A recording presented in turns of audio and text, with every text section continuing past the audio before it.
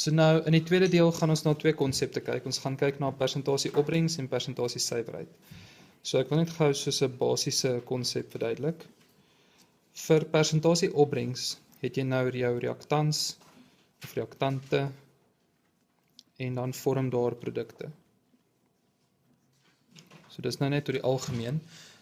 Nou waaroor persentasie opbrengs gaan, is met jou reaktans wat jy het tot jou beskikking, is jy veronderstel om 'n sekere hoeveelheid produkte te kan vorm, sou die reaksie 100% volledig gereageer het, reg? So ek gaan hierso sê, daar moes 'n sekere hoeveelheid produkte gevorm het.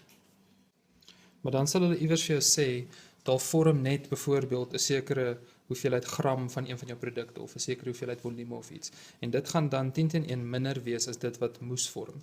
So dan gaan ons net daarso sê vir die persentasie opbrengs, gaan jy jou ware opbrengs deel deur jou teoretiese opbrengs en dan kry jy die persentasie opbrengs. So jy kyk hoeveel moes vorm en jy vergelyk dit met wat hulle gesê het vorm. Okay? So ons werk nog steeds van die linkerkant af vorentoe. So van jou reaktanskant af produk toe kyk jy hoeveel produk moes vorm. Okay? Die teenoorgestelde daarvan is persentasie suiwerheid. Nou suiwerheid en opbrengs is presies dieselfde persentasie, maar die konsep verskil heeltemal. So ek gaan dieselfde hê daarso. Reaktans vorm produk. Maar nou is die probleem, jou reaktans is onsuiwer. So nou weet jy nie hoeveel van daai reaktans wat daarin is actually die stof wat hulle sê dit is nie. So hulle sal sê byvoorbeeld daar's 5 gram onsuiwer kalsiumkarbonaat. Dan beteken dit is nie ten volle 5 gram kalsiumkarbonaat nie. Van dit is iets anders. So dis 'n onsuiwer stof wat beteken jy kan nie met die 5 gram of whatever hulle aan hierdie kant gee werk nie. Want dit is onsuiwer, daar's gedeeltes van dit wat nie reg is nie. Maar dan sê hulle ook nog steeds vir jou 'n sekere hoeveelheid produk vorm. So van daai sekere hoeveelheid produk wat gevorm het, werk jy dan nou terug en dan is die vraag hoeveel reaktans het gereageer en dan vat jy dit as 'n verhouding of 'n persentasie tot die hoeveelheid wat jy het. So ek gaan hierso net sê ons persentasie suiwerheid gaan dan wees die hoeveelheid wat gereageer het op die totaal wat jy gehad het, wat onsuiverhede ingesluit was. Want dan gaan jy kry hoeveel van die stof actually gereageer het of hoeveel van die stof suiwer was. En onthou as hulle nou die teenoorgestelde vra, die persentasie onsuiwerheid, dan werk jy nog steeds persentasie suiwerheid uit en dan trek jy dit net af van 100 af. So as die ding 80% suiwer is, dan beteken dit die teenoorgestelde uit 20% onsuiwerheid.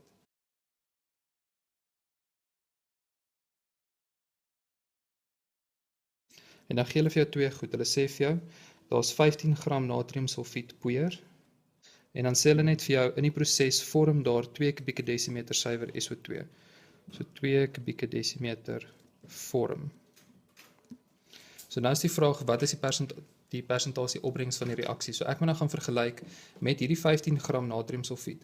Hoeveel SO2 was ek veronderstel om te kan maak? En dan vergelyk ek dit met die 2 kubieke desimeter wat actually gevorm het.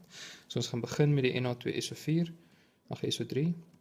En dan werk ons eers daai mol uit en is gelyk aan M op M. 0,119 something mol. So dis hoeveelheid Na2SO3 wat gereageer het. Nou gaan vat ek dit en ek sit 'n verhouding tot die SO2 in. So met die Na2SO3 in verhouding tot SO2 is ons standaard vergelyking se mol hoeveelhede 1 tot 1. Wat beteken as daar 0,119 mol van hierdie was, dan moes daar 0,119 mol van daai vorm. So vat daai SO2 en maak dit dan nou volume. So ek kan gaan sê N is gelyk aan V op Vm. 2,67 kubieke desimeter te vorm. So ek gaan net hier bysit, dit is wat moes vorm. Maar daar het nie. Hulle het gesê net 2 kubieke desimeter vorm. So nou vir persentasie opbrengs,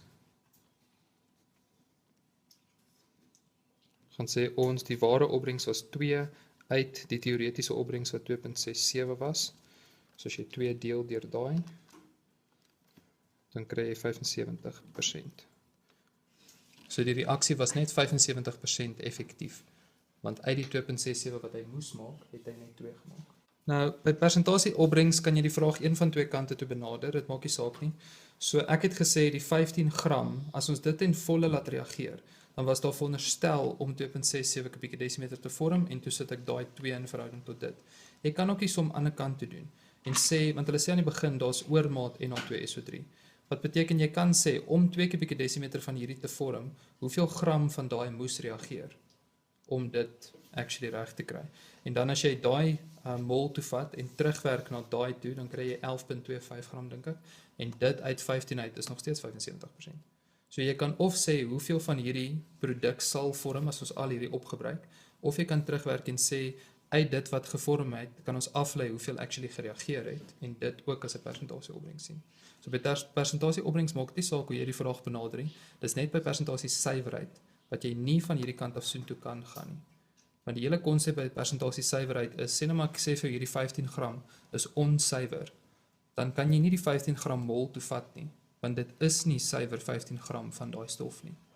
Dan moet jy van die produkte kant af terugwerk na reaktant toe.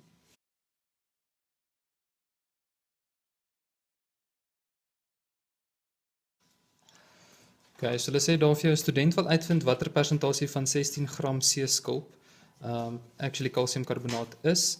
Sy maak die skulp fyn, sit die poeier in die regte apparaat en voeg soutsuur van 0.2 mol per kubieke desimeter in oormaat by. Die volgende reaksie vind plaas en dan sê hulle die molare volume by hierdie temperatuur is 24.4 en wanneer die reaksie klaar is, toe sien sy dat daar 3.7 kubieke desimeter CO2 gas gevorm het. Wat is die persentasie van die skulp wat actually kalsiumkarbonaat was? Okay. So die HCl is in oormaat, wat beteken daar is meer as genoeg. So al wat ons nou moet doen is ons moet uitvind hoeveel van hierdie C-skulp het gereageer om 3.7 kubieke desimeter CO2 te vorm. Maar jy mag nie met die 16 gram begin nie, want dis onsuiwer kalsiumkarbonaat. So jy kan nie sê daai 16 gram op die molare massa van kalsiumkarbonaat nie, want hierdie 16 gram is nie ten volle kalsiumkarbonaat nie. Daar's van dit wat iets anders is. So ek gaan begin met my CO2 kant en daarso gaan ons sê N is gelyk aan V op Vm. Wees net versigtig, die molare volume by hierdie temperatuur is nie 22.4 nie, wat 0.1516 something mol voorstel. So as ons nou 'n molverhouding gaan doen van kalsiumkarbonaat tot CO2, dan is die vaste verhouding 1:1, volgens my gebalanseerde vergelyking. So dit beteken, as daar 0.1516 mol CO2 moes vorm, dan het daar 0.1516 mol kalsiumkarbonaat gereageer. So nou kan ek die kalsiumkarbonaat vat, en daai mol hoeveelheid gaan uitwerk, die massa gaan uitwerk, en is gelyk aan M op M, dan kry ons daar 15.1639 something gram. So dis hoeveel gram kalsiumkarbonaat daar was in die 16 gram C-skulp. So om nou die persentasie suiwerheid te kry, gaan sê ons daar was 15.1639 uit die totale 16 gram C-skulp wat hulle gegee het. So as ek daai net deel met 16, dan kry ons 94,77% suiwer kalsiumkarbonaat. So dis baie belangrik dat jy verstaan, jy mag nie daai 16 gram mol toevat nie. As jy het, en jy werk uit hoeveel CO2 moes vorm, en jy vergelyk dit met 3.7, kry jy presies dieselfde antwoord, maar jy gaan nie noodwendig die punte kry daarvoor nie. Jou graad 11 onderwysers sal dit dalk regmerk, maar nie, definitief nie 'n matriek nie. Want is 'n konsepfout wat jy gemaak het, jy mag nie daai mol toevat nie. Okay.